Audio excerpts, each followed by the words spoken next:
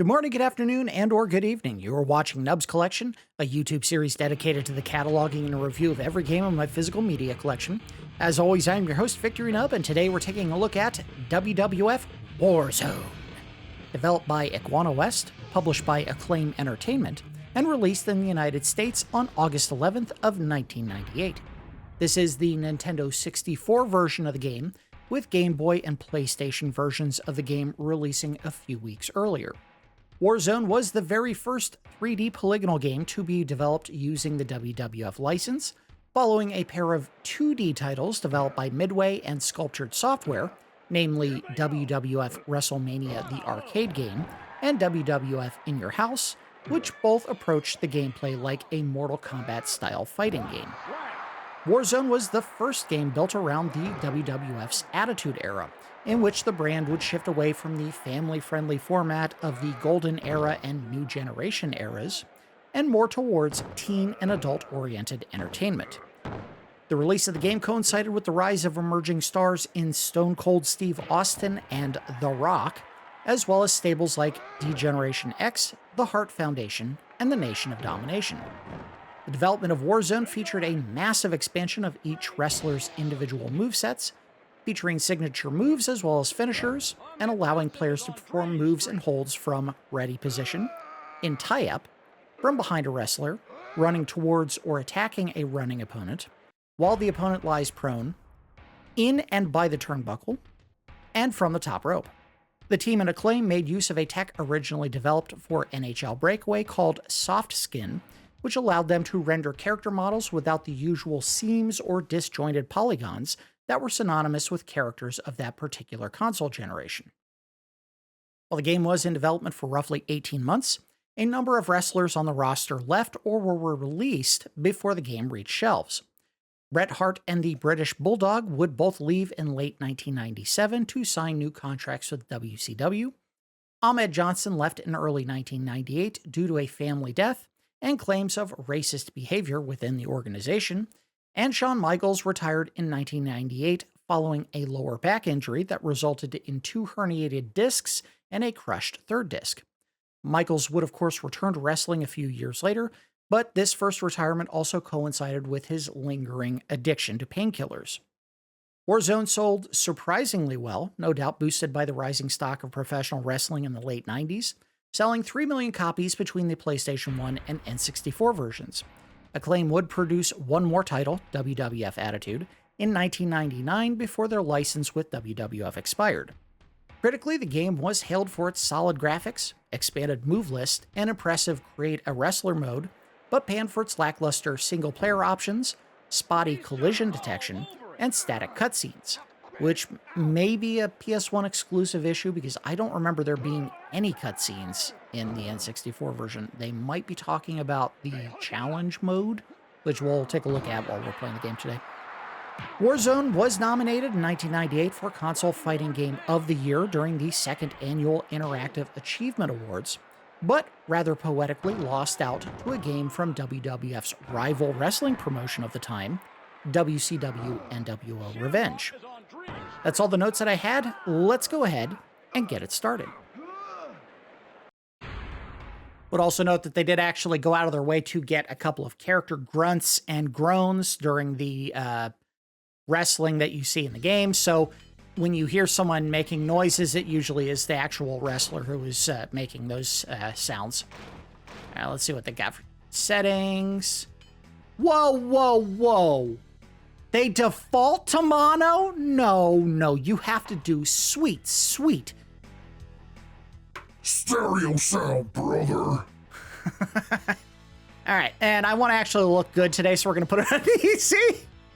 They do have announcers. Vince McMahon and Jim Ross were both recorded with over an hour of dialogue for the gameplay. I do believe it is specific to the wrestlers that are in the ring, so it's not just generic sound all the time. Autosave doesn't matter because we don't have a controller pack plugged in, and it doesn't matter. I can just do autosaves or quick saves in the console itself. So that should be enough. Back up.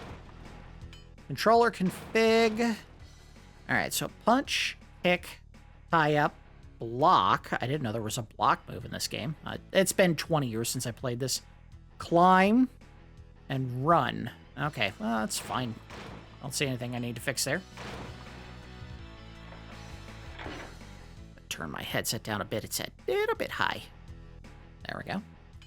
They do have a create a wrestler mode, and the cool thing about this is it actually has like stat assignments where you can build a character around what you want their move or their abilities are. Charisma, and I know it sounds like it's a stupid stat. Strength, toughness, you can understand. Speed, if you want a character who can get away from enemies, and recovery, obviously, if you're really bad and want to keep building a character optimally. If they keep taking hits, they can get up and recover from it quicker. Charisma, basically, you cannot be pinned in this game, if I'm not mistaken, if the crowd gets behind you and starts chanting your name or whatever your catchphrase is. And charisma affects how often they're willing to do that. So if you have really low charisma, they're not going to cheer for you.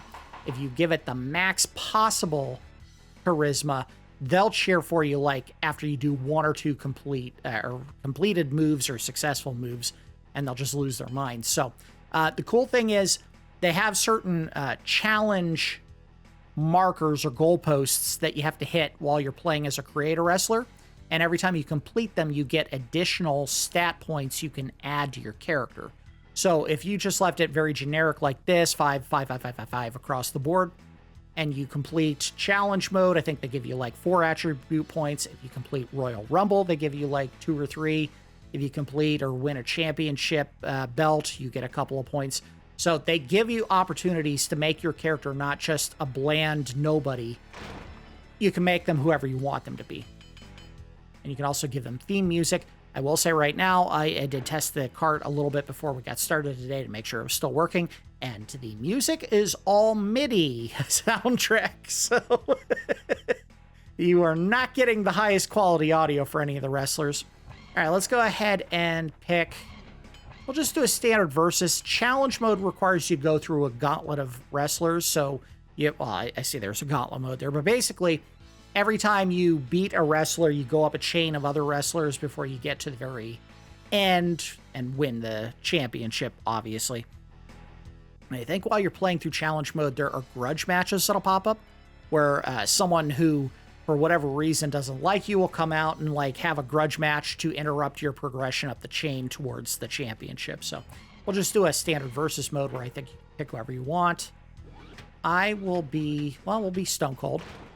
And the game's picking for us. Oh, they pick Prison Mike version of The Undertaker because he's got that like prison tier tattoo that indicates he murdered someone.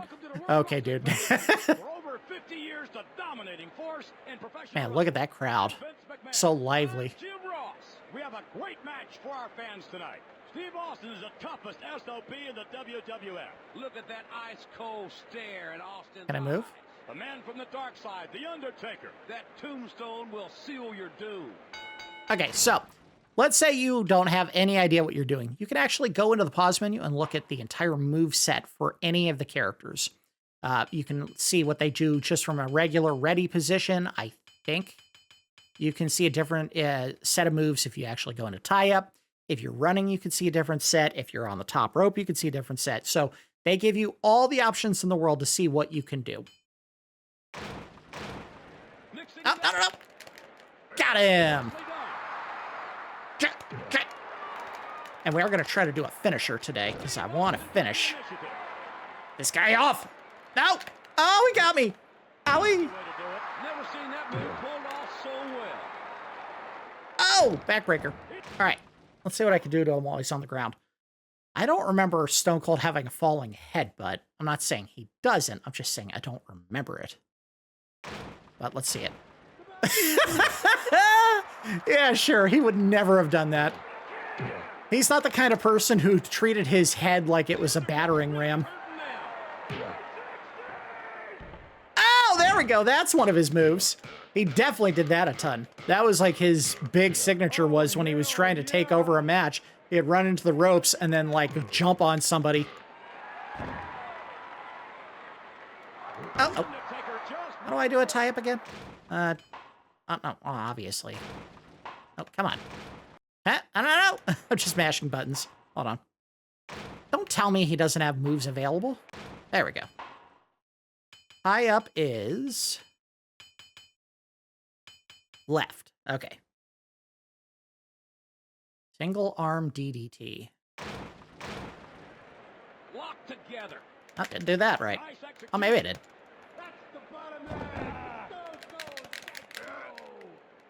Thank you, one random guy in the audience. He did say so. The backbreaker.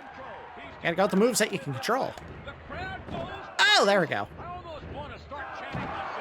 So right now the crowd is chanting for me, which means if I were to... oh, there we go. If I were to actually get pinned, the count would only go to 2. He would not be able to actually do anything. All right, what are my... oh, yeah, he could do a couple of, like, we'll do the Texas Clover Leaf. Nope, that wasn't it. Oh, damn it.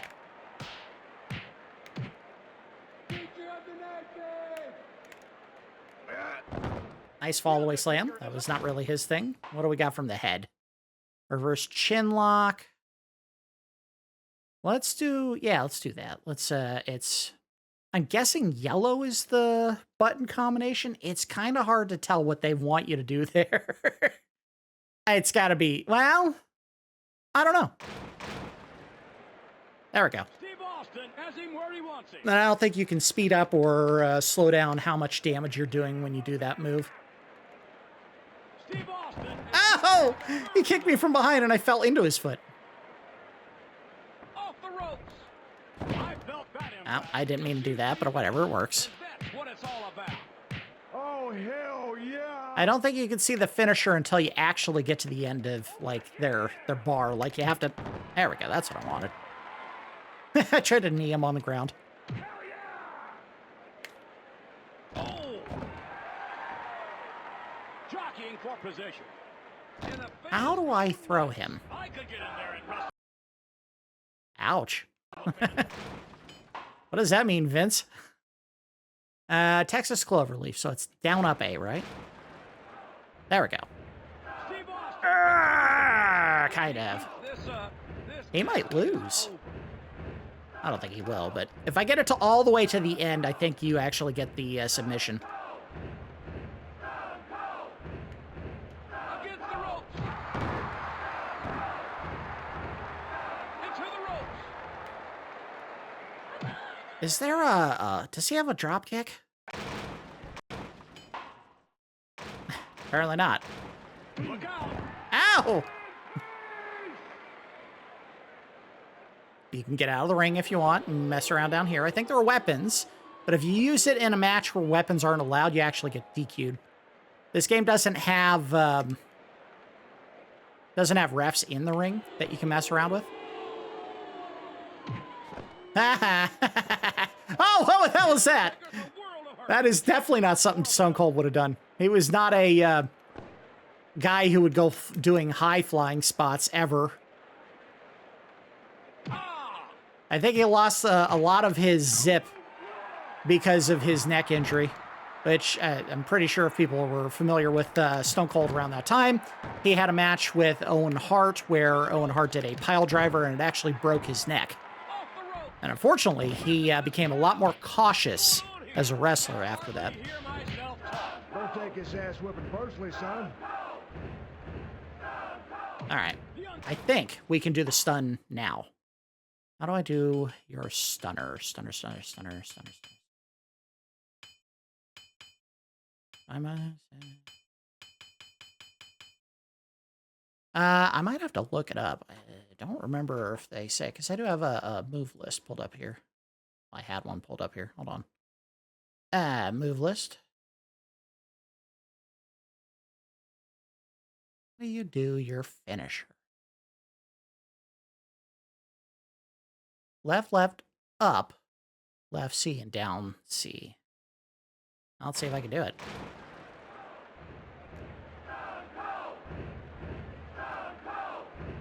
Not letting me do it. Let's get it on. The Undertaker has taken a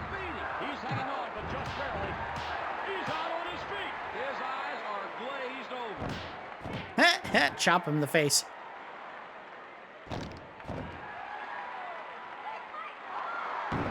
Aye.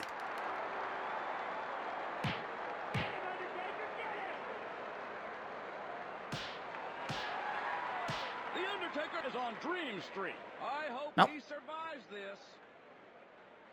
Oh, that's not it. That's a $1 million dream, which was his finisher when he first came to WWF. He was actually in the roster for the $1 Million Man, Ted DiBiase, and they decided, oh, maybe now I can do it because it's in the deep red. They decided they wanted him to have a finisher that was kind of reminiscent of $1 Million Man, which was a sleeper hold that he did called the $1 Million Dream. I think they realized at some point that it just wasn't all that exciting, so they wanted something that had a little bit of pop, and that's when they came up with the stunner. Ironically, when he first did the stunner, like before a live audience, they had no idea what the hell that was and didn't respond at all. It took them a while before they figured out you had to set it up so that people knew it was coming, and that involves Stone Cold kicking his opponent in the stomach. If I do a tie-up, I can do left, left, left C. He grabs him. Nope. That wasn't it. We'll try again. Tie-up. Tangled up now. There it is. It's over. Now, how do I pin him? How do I pin? Okay, there we go. It's over. Sorry, Undertaker. That was a squash. 2, 3. He takes the match. Steve Austin won this match hands down. There was never any question about this one. And we'll look at a couple of different wrestlers here today. They do have a Royal Rumble mode because, of course, if you had a wrestling game at that point, you had to have a Royal Rumble of some kind. Unfortunately, they don't have a full 30-man roster, so kind of like in previous games that we've looked at on the channel for WWF WrestleMania, which I think had a Royal Rumble type mode. It may not have, but definitely the Royal Rumble game and WWF Raw had Royal Rumble matches, but they didn't have a full roster of 30 men to actually compete, so you just went through however many they had available. Here, I think it's 18 possible guys. We'll do the Royal Rumble. Why not? Very important if you're going to do this, and we will pick... where's my old standby, Bret Hart, who is a bad guy at this point. I think he gets booed when he comes into the ring, but I might be wrong. And there is The Rock. This was kind of at the tweener stage for The Rock. He wasn't quite like a stud, like everyone was in love with him. He was still kind of a part of the Nation of Domination, but at that point he was kind of starting to act like he was taking it over, and the rest of the members were starting to resent him. In order to throw the enemy out, you have to do... I want to say it's like an shoulder toss. It should be called shoulder toss. A hip toss, maybe. By... Yeah, but they have to be, like, a little bit weakened. You can't just throw them right away. Picture perfect. And also, I think you can do it by, Nope, not like that, idiot. Tie up. Rocky Maivia is out cold. Oh! Half crab! Which is not something he would have done. He would have just gone straight for the sharpshooter. Ironically, he's doing it on someone who also eventually started using the sharpshooter, but if you know anything about the sharpshooter move, he does a very sloppy, pale imitation of the actual sharpshooter. If I'm not mistaken, because there is a limit on how many assets they can show on screen at a time, you can only have 4 wrestlers in the ring before they stop bringing new people in, and then the only way you can get anyone else in is if someone gets eliminated. So it'll be like this for another 6 seconds. A 4th person will show up, and that'll be the last we'll see until someone gets eliminated. Aye.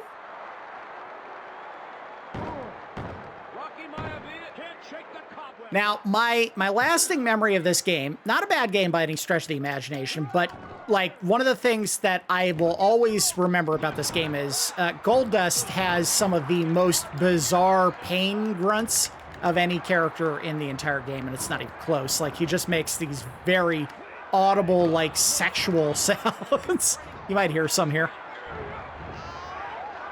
Yeah, hear that? Oh!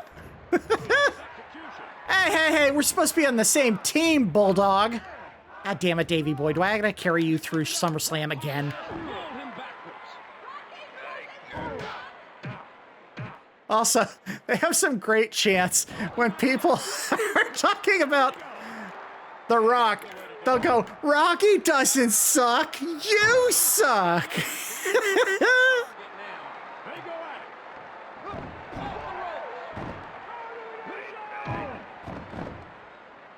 Jockeying for position. Quit trying to wrestle. How do I change my target? Locking horns now. There's also a taunt, but I can't remember what you gotta do for it. Uh-oh. He's down and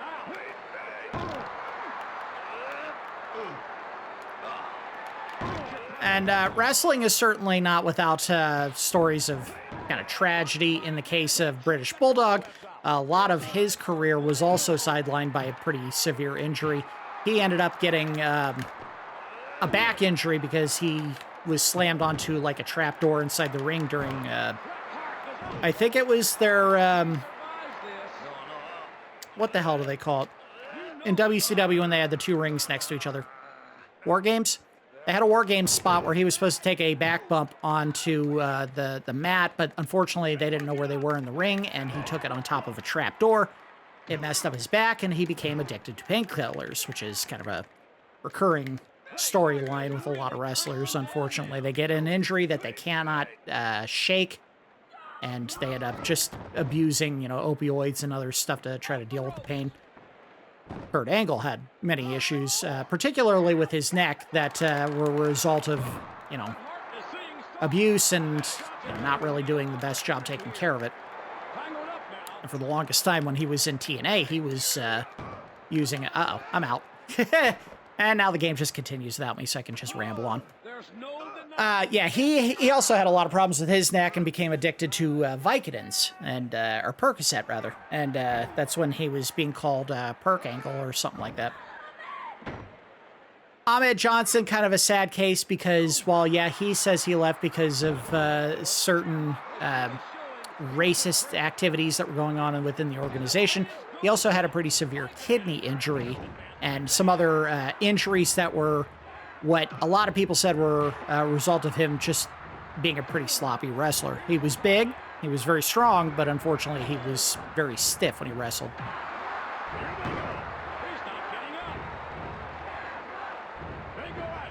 Shamrock can be eliminated in the Royal Rumble, if I'm not mistaken, even though the crowd is chanting him. He just can't be pinned.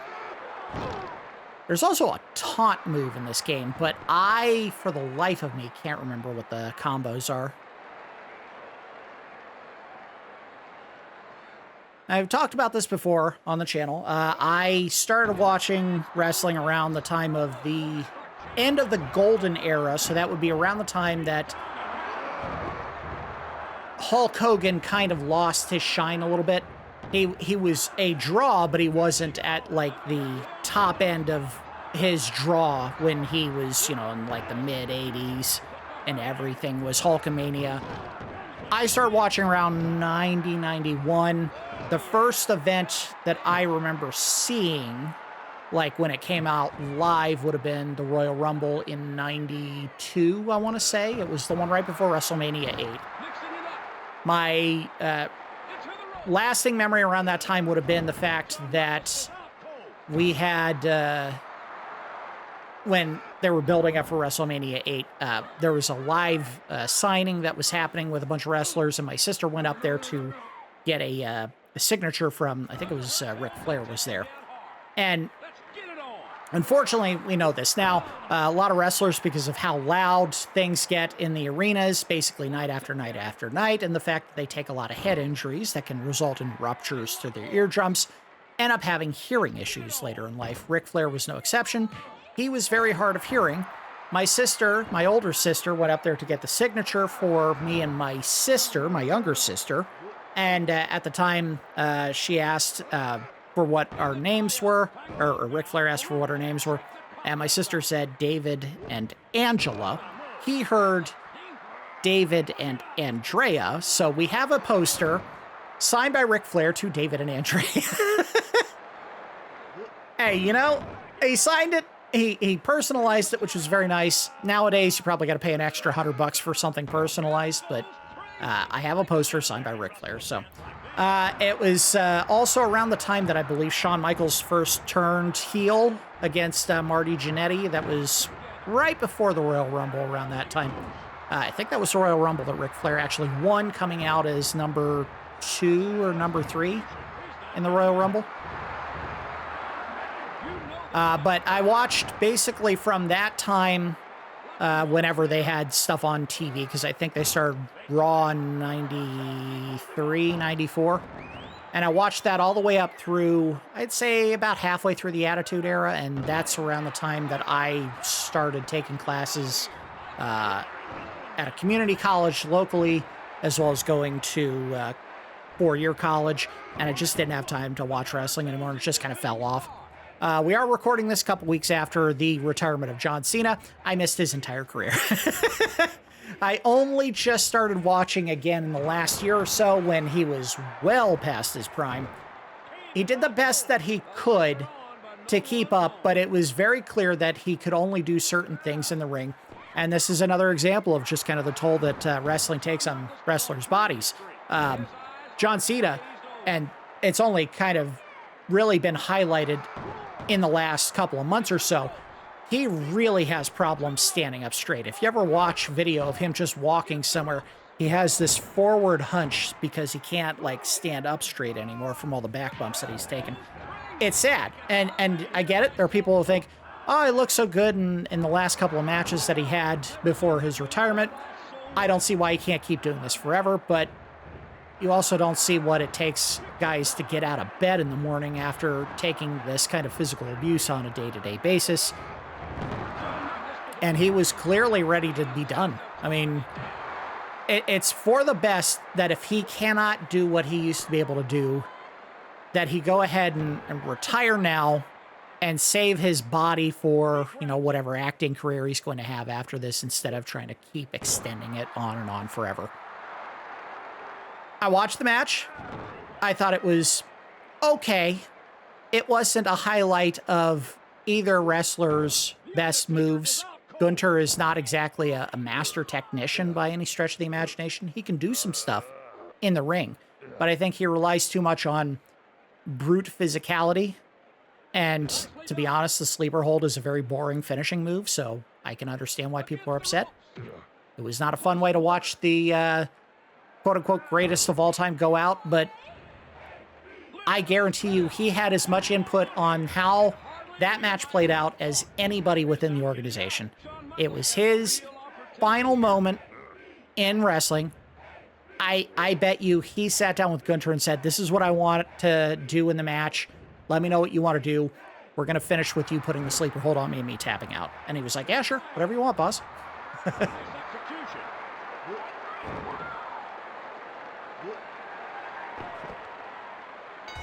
Sadly, I did not see the final matches for either Shawn Michaels or The Undertaker, who also went for a very, very long time. In both cases, probably past when they should have called it quits for their careers. But it is what it is. They didn't eliminate anybody. I don't know why they said I did. I didn't do anything. All right, let's do... Ooh. Between a weapons match and a cage match. I don't remember how you get weapons out. I also would have liked to do a tag team, but let's just go ahead and do weapons. And let's see who we got. We'll do Kane. Yeah. This is very early on in his debut. It would have been maybe a couple of months after he first showed up on the program.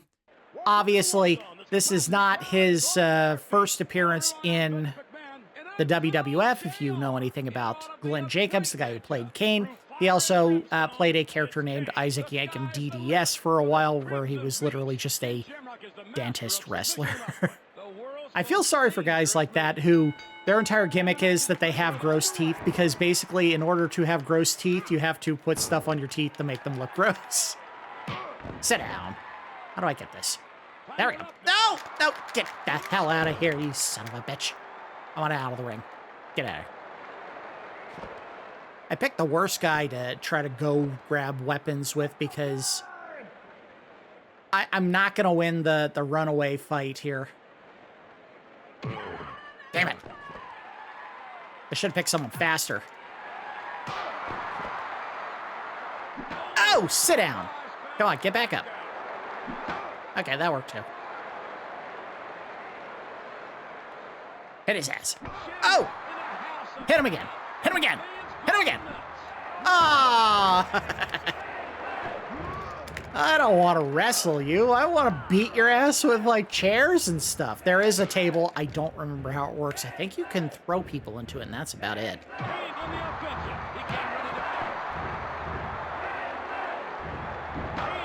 Stand up. Yeah, nice kip up, dick.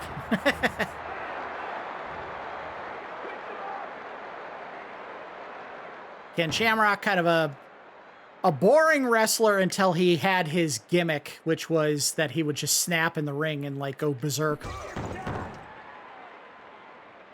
Oh, there's definitely some audio lag going on here. Ring! I was gonna say, I hit you with the ring bell. It better frickin' ring. Owie! I will say, you know, for a guy who came from MMA, he definitely picked up wrestling, which I know it sounds like the most ridiculous thing in the world to say about a guy who comes from real fighting, that it took him a while, that he picked up something that's fake quickly, but it's not about so much the moves you could do as it is just understanding the timing in the ring, figuring out how to play the crowd when you're... Nice. Just keep beating his ass. Like, one of the great things that John Cena was so good at was using crowd reaction to guide what he was doing when he would go out and perform in the ring. I don't think I can pick this up. I can't. I can just pick someone up and throw them into it. I botched that. Oh, okay. Locking horns now. Sit down. I'm basically done. I can finish the match now. But, you know, I like beating his ass with the chairs and stuff. Definitely a game of its time. They absolutely do not allow people to get hit in the head anymore in wrestling, or at least in the WWE. Because, yeah, CTE is very much a thing, and they don't want another Chris Benoit. I could pin him. I want to do his finisher. I think he does the choke slam. Let me take a peek, because they're not showing it in here.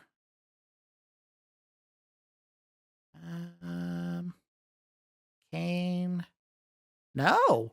Oh, that's right. Before they differentiated the two, Kane and The Undertaker basically had the same finisher. So, down, down, down, B, and left C. That's kind of tough. Let's just do up, down, left C from a tie-up. Come on, get up, idiot.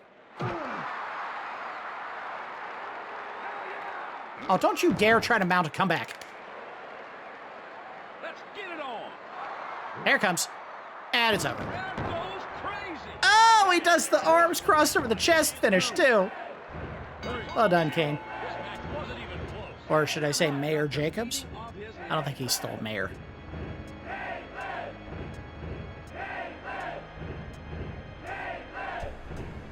What a weird chant. Kane lives!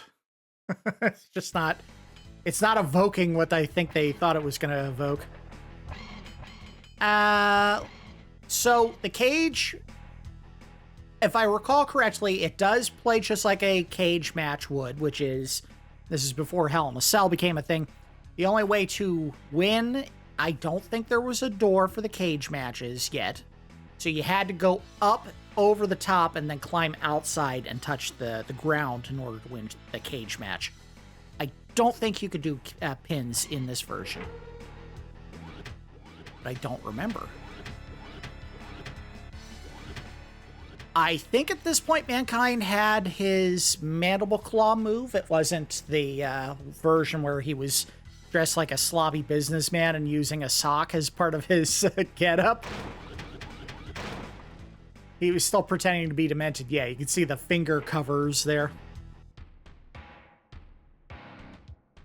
But I do think this was around the time that he also had his quote-unquote split personality, where he could also show up as Cactus Jack or as Dude Love.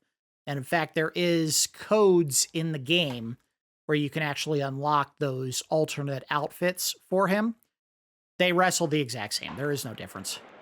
They tangle. Come into the cage! Ah! Locked together. Perfectly executed.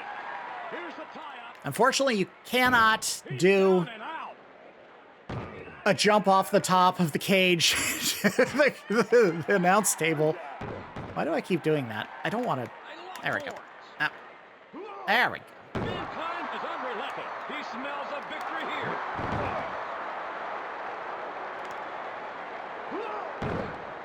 Kane can't shake the cobwebs out. Goddamn right, Kane, I'm gonna beat your ass. Did you just say X-Pac rules? A little bit early. He went over to WCW at that point. He was 6, I think, when he was there, because it was like, well, he's the 1, 2, 3 kids, so you add those numbers together and they become 6. Boy, they were so clever. Kane needs to turn up. He can't just hang back. Pile driver, there you go. Take him a beating. Yes, he is. Beating his ass. Rocking horns now. All right, you're stunned. Let's get out. Go, go, go, go, go. And his mercy. I think I can win at this point. No, what are you doing, you boob? Ah, we were so close. Yes, you can knock someone down by shaking the cage in this mode.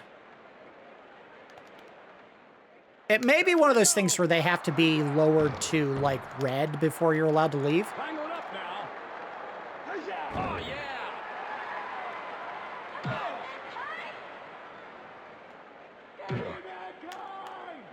Oh, yeah.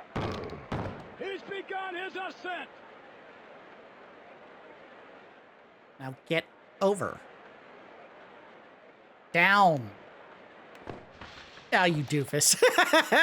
That does still look like the kind of spot Mankind absolutely would have taken at that point.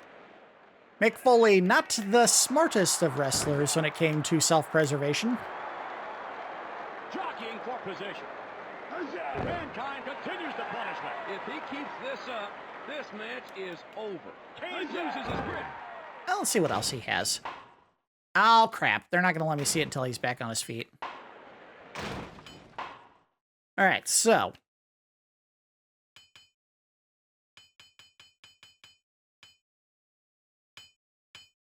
Done most of these moves. Kane really hurting now. Lock up. I want to see what the moves are here. All right. Cobra clutch? Really? That is not a Cobra clutch. Mankind is really showing he's been training. That ain't a Cobra clutch. What the hell, man? Photographers definitely would call that a keeper. Mixing it up. Hey! Struggling a little. Throw him into the cage. Oh, damn it. Wow, what's going on here? Almost won a strike challenge. Huh?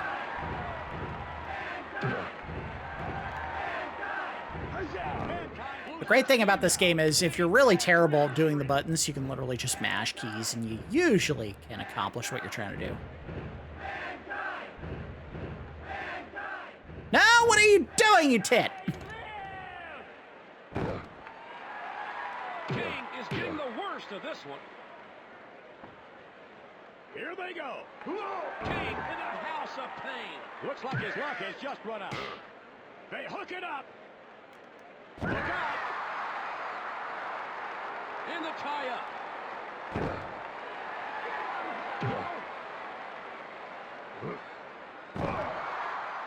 Oh, come on. I want to beat your ass, dude. Kane is seeing star. All right, let me put on a move of some kind here. Up, down, B. Nope, that is not what I was... Oh, there we go. He's really hurting now. How much more can he take? The grunts from Kane.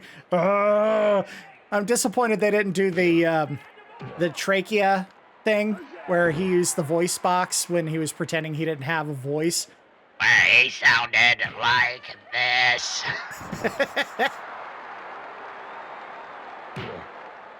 Oh, all right. Now I should be able to do the finisher, the mandible claw. Let's see. That is... I don't think I can get a DQ or a submission here. I think I actually have to fly him out of the ring. But we'll try it and see what happens. Up, right, left. And then... I don't think that's right. No, you dumbass. Get up. I want to finish you off. I may not be able to do it if he's not in deep red. Yeah, you can't see it from here. Close quarters. Nope, not like that. Mankind can't win the match that way.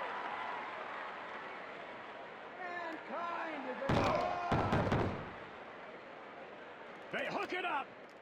Oh, why is he getting a comeback all of a sudden? Stop fighting. You're supposed to be losing right now.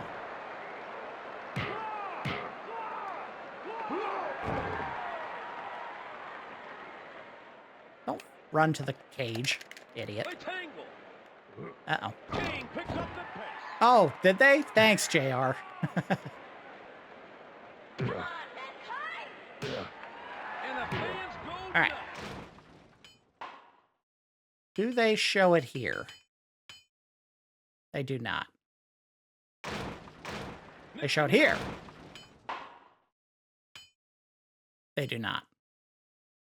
Well, someone's got to have the mandible claw listed. I hate this.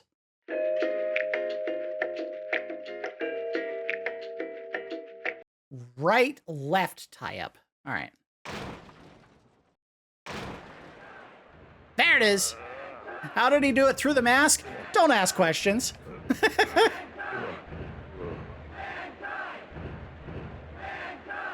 He grabs it. No! Ow, that's gonna hurt. There they go.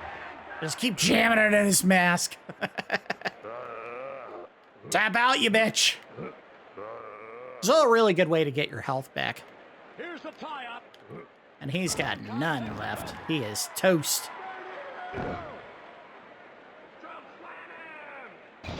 But I'm also pretty rough. Ow, hey! Here they go. Stay down. King is I'm on outta a here. winning streak. I He's can't beat just you a that way. target now. Now. Climb down, idiot. There we go. It's over. I won. You can't beat me. Woo! I'm the best, baby! Even though you had to look up a lot of moves to figure it out. Again, not the greatest music, and boy, does the facial model there look a little bit rough. Okay, I think we're going to call it there. I don't know if there's anything else I really wanted to look at. Gauntlet, basically just go through as many wrestlers as you possibly can without losing in one continuous match. So you beat an opponent, you pin them, the next one comes out, you continue without getting a break, and you go as long as you possibly can before you lose. Challenge, again, it's a mode where you basically are working your way up through a quote-unquote story mode towards the finish, although it's not as polished as future games would be, where they actually had complete storylines that you would participate in. Here, it's really just, hey, here's a hot new wrestler who's trying to work their way up the ranks, and you fight a couple of guys, and eventually one of them decides they have a grudge with you, and you have to fight them a couple of times before you get to the championship. But we don't need to go through all of that, because it would involve us doing, and I think you can see it if you actually pull up the, oh, yeah, there you go. So you can do 4-player. I think this game allows you to do 4-player mode. I'll just pick Stone Cold, but I'm not actually doing it. So you see, you have to go through a minimum of the whole thing. 1, 2, 3, 4, 5, 6, 7, 8, 9, 10, 11 wrestlers in order to win the championship. That's why there is a save function to this game, so you can save your progress for challenge mode. But in addition to those 11 matches, you'll have at least 2, maybe even 3 grudge matches that you participate in as you're working your way up the chain. I do think it's funny that they used the old Rocky Maivia picture of The Rock because he looks like such a clean-cut, happy baby face there instead of his usual dick rock face that he had basically from the time he broke bad until the end of his career, where he never smiled. He was always angry. All right, yeah, let's go ahead and wrap it up. We won't worry about the mode going any further here. Let's go ahead and do the review phase. We'll do a round of the good, the bad, and the ugly. The good is that War Zone has a huge list of available moves for every wrestler, and more often than not, it features moves that the wrestler actually used in ring. Obviously, they had to take some liberties with wrestlers that didn't have the biggest arsenal, but by and large, it featured their signature moves. I think The Rock might be the one exception. He hadn't actually started doing the People's Elbow at that point. It was kind of a gag to other wrestlers at the time where, hey, look, I'm going to do this big build-up just for a simple elbow drop, but it hadn't become that big move that he was doing quite yet. The game also features a move list that you can access during a match, allowing you to see every available move given your position inside and outside the ring. The vastness of the move list means that you have to use the D-pad or thumbstick movements in addition to a button press for several moves, so having the option to look them up is a great addition. Graphically, the character models are spot on and look great considering the time of release. Again, this came out in '98, so polygonal models were often very rough looking. There's no weirdly sharp edges or disjointed body parts here. Again, the game used the soft skin tech, which smoothed over the joints in the polygonal models so they didn't look like a cluster of flesh-colored polygonal lumps stacked together. The wrestler outfits and the looks are all period accurate, and a few wrestlers like Stone Cold, Goldust, and Mankind even have multiple outfits if you enter a specific code. Mankind in particular, he has his 3 different personas, so you can play as Mankind, you can play as Cactus Jack, or you can play as Dude Love. They all had the same moves, but you could still play as any of those 3. There's plenty of match types to engage in, from standard singles and tag team matches to the Royal Rumble, cage matches, and even a weapons match with plenty of melee weapons to utilize. The primary draw, the challenge mode, provides you with a series of matches to progress through on your way to earning a championship match, and they mix in some surprise grudge matches to keep things fresh. I don't think it's the same match type every time. It's not just a simple one-on-one. They do actually add in some gimmick matches where you use weapons or you do a cage match. The difficulty balance felt very fair. Now, granted, I was playing on easy, but it still felt like there was a good back and forth. There isn't a grapple meter that you have to fight against to perform moves, at least not a visible one, so you aren't mashing A for 15 minutes straight trying to win a simple tie-up. Most moves can actually be performed from the ready position without a tie-up to keep matches moving quickly. As far as the bad, a big part of the spectacle of wrestling is both the entrance for wrestlers and their theme music. In order to save space on the N64 cart, the game features very generic entrances and MIDI versions of the theme songs, which felt dated even in 1998. I get it, the N64 carts had very little storage space, but it's hard to get pumped for a wrestler's entrance when it sounds like someone is sitting just off screen playing their theme music on a Fisher-Price keyboard. The PlayStation 1 version actually had the space for theme songs and used them, so the difference is very noticeable. It also had the very generic entrances, but again, I think this was just a space-saving measure. For some reason, they made the terrible choice to exclude the button combo for every wrestler's finishing move from the move list. That makes no sense. If you are using a specific wrestler, you likely know their signature moves, and the finisher is always top of mind. Why would you hide it? I had to look up a separate list via GameFAQs to do the finishers that we saw today. That is a major mistake on the developer's part. If you're going to give us a move list, give us the finisher. Even if you have to set it off in its own separate spot on the menu that says you have to get them in like deep red to use this move. Just put it in there. It doesn't make sense to hide it. Presentation in general in this game is very lacking. The core mode, challenge mode, features no storyline and no build between matches aside from some scrawling text at the bottom of the screen. While it's nice that they implemented grudge matches into the mode, they don't have any meaningful reason behind these grudges, and it can literally be any wrestler, not ones that historically did have grudges with each other. The wrestlers do a lot of sliding around when they're either colliding with an object like a table or another wrestler, or when they're trying to tie up.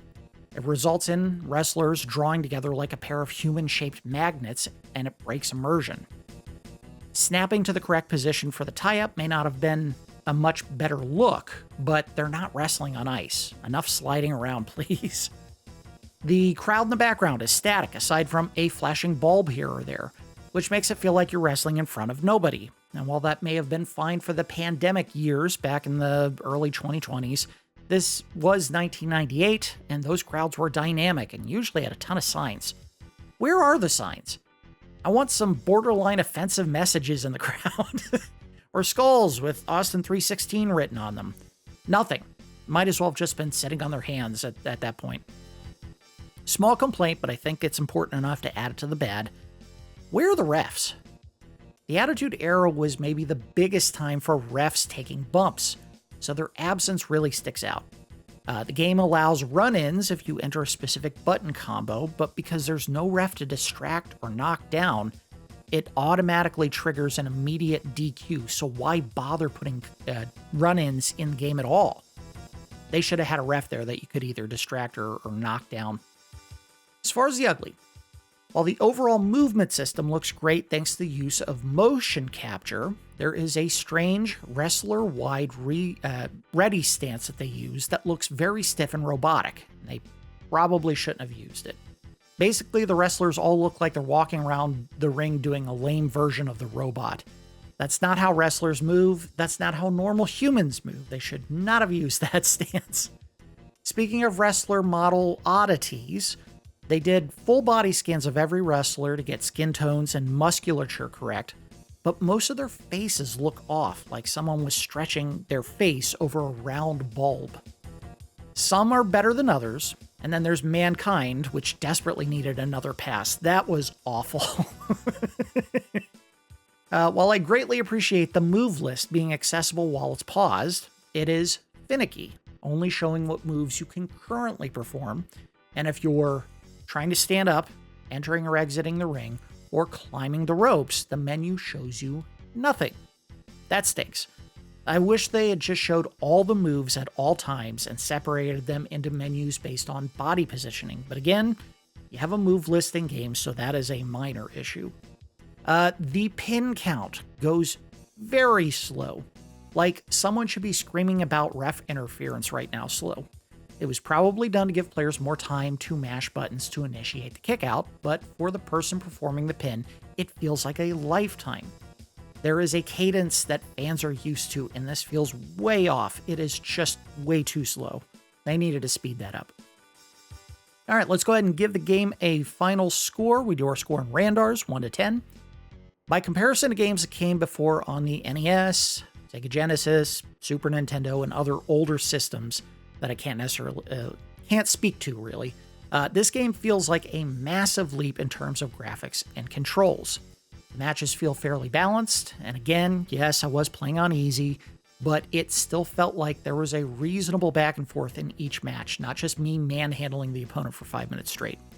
I had fun with the game today, and I know I liked it back in 98, 99 when I got it. I'm giving WWF War Zone an 8. 8 Randars.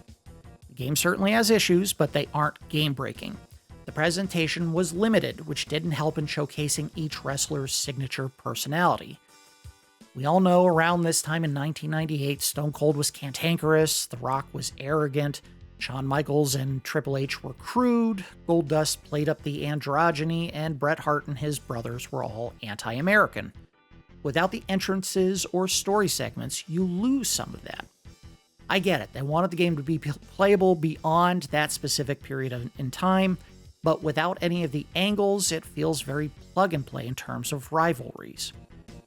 The character models look great overall, with some exceptions, and the wrestling feels great. It is a very button combo specific way of playing the game, and there's a reasonable argument that it should have been kept simpler for purposes of playability, something that WCW, NWO Revenge, and I think World Tour before it, strive for with great success, but it was nothing that broke the flow of the match. Yeah, I had to pause occasionally to look up a move, but honestly, if two D-pad button presses and another button were too much to remember, button flailing still worked. I am proof of that. I was doing that a lot during these matches. I would look up a move occasionally, try to mix things up, but other than that, I literally could have just jammed on the D-pad and a button, and I still would have gotten what I was looking for. I wish the N64 version found a way, even though it would have had to be heavily compressed, to include the wrestlers' actual theme songs, but I get it. They had to work with the space that they had. The PlayStation 1 version definitely had the leg up in that regard, at the expense of longer load times and a little bit heavier pixelation for the character models, but they actually had the music. 8 Randars. I had fun. This was a nice change of pace from the frustration of WWF Raw's button-mashing grapple system, which I hated. This game felt much more balanced. All right, that's going to do it for this episode of Nubs Collection. As always, I do appreciate each of you watching, and I'll see you next time.